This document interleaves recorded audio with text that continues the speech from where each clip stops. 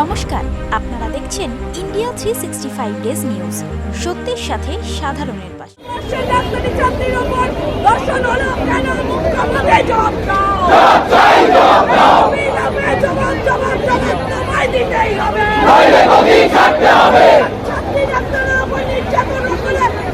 কমরেডরা সকলে গোটা রাস্তাটা ঘিরে রাখবেন।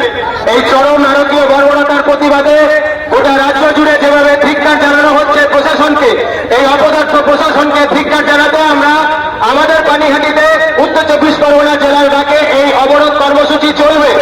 চরম দোষীদের চরম শাস্তি না পাওয়া পর্যন্ত গোটা রাজ্য জুড়ে লড়াই চলবে।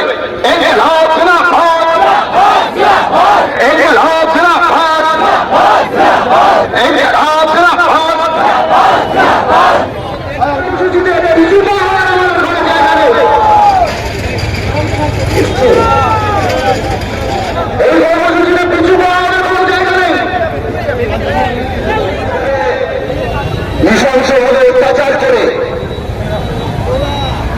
খুন করা হলো, তার প্রতিবাদে আজকে আমরা এখানে মিলিত হয়েছি। আজকে আমাদের এই মিলিত হওয়ার মাধ্যমে কিছুক্ষণ আগে সেই ডাক্তারের বাবা মার সঙ্গে আমরা দেখা করতে গেছিলাম।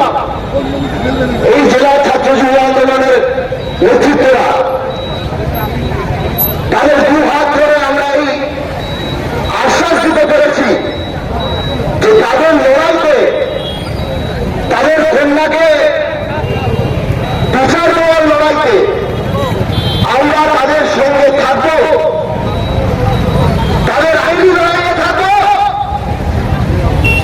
প্রয়োজনে তাদের জন্য রাস্তার লড়াইয়ে থাকবো।